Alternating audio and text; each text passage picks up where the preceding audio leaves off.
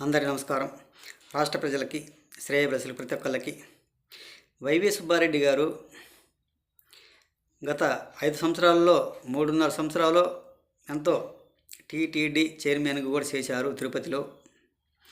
మరి సుబ్బారెడ్డి గారు ఒక్కటి చెప్పు అయ్యా, అభివృద్ధి ఏం చేశాడు ఒక్కసారి రాష్ట్ర ప్రజలకు వివరంగా చెప్పగలవా?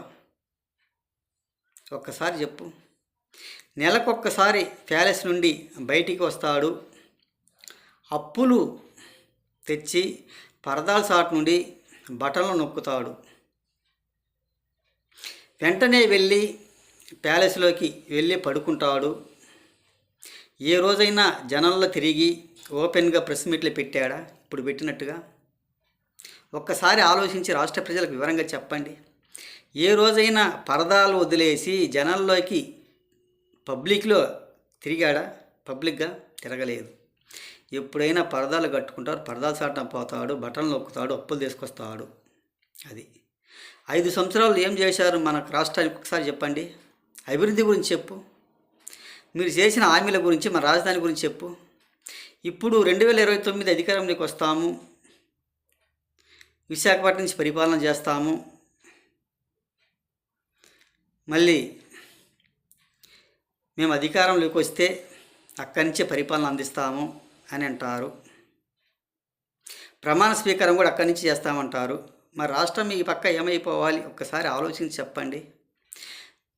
ఒక్క రాజధాని అన్నారు, 3 రాజధానులు 3 విధాలుగా చేశారు. ఏ ఒక్క రాజధాని అయినా కానీ పూర్తి చేసిన వ్యక్తులు మాత్రం కాదు.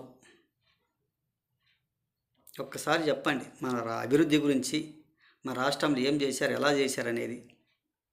ఏ ఒక్కటైనా చేసిన వ్యక్తులు మాత్రం కాదు. జనాల్లో పరదాలు లేకుండా ఏ రోజైనా తిరిగారా? తిరగలేదు. మీరు ఇచ్చిన హామీలు ఏమన్నా నెరవేర్చారా?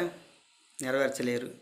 మళ్ళీ మీరు అధికారంలోకి రావాలి, తిరుపతి దేవస్థానానికి టీటీడీ చైర్మన్గా రావాలి, కల్తీ లడ్లు అమ్మాలి, మీరు బాగుపడాలి, జనాలు భ్రష్టు పట్టించాలి. అది మీకు పదవులు లేకపోతే నిద్ర పట్టదు, అధికారం లేకపోతే నిద్ర పట్టదు, పదవులు లేకపోతే మీకు నిద్ర రాదు, కడుపును కూడుండదు.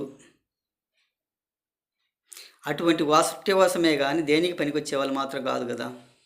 5 సంవత్సరాలు మీరు చేసిన హామీలు ఏమిటి ఒక్కసారి ఆలోచించండి. వారం రోజులు సిపిఎస్ రద్దు చేస్తామన్నారు, చేశారా? చేయలేదు.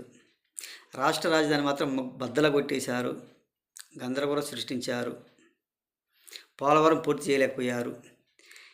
700 కోట్లు పెట్టి రుషికొండని ప్యాలెస్లు కట్టుకున్నారు, వాటిలో తిరగటానికి చేశారు. పదవులు తీసుకున్నారు, గాలికి వదిలేశారు, గాలికి తిరిగారు. ఒక్కసారి ఆలోచించండి. పెన్షన్లు ఎన్నో వేల పెన్షన్లు మటుమాయం చేశారు, తీసి పారేశారు. ఈరోజు ఆ రోజుకి పెన్షన్లు ఇవ్వడానికి కూడా చేత కాలేదు. మళ్ళీ ఈ కూటమి ప్రభుత్వం మీద నెట్టడానికి, గెంటి వేయడానికి మీకు ఎలా మనసు ఒప్పుతుందో ఒకసారి ఆలోచించండి. ఏది ఏమైనా మంచిది కాదు కదా. మన రాష్ట్ర అభివృద్ధి కోసం ఒకసారి ఆలోచించండి.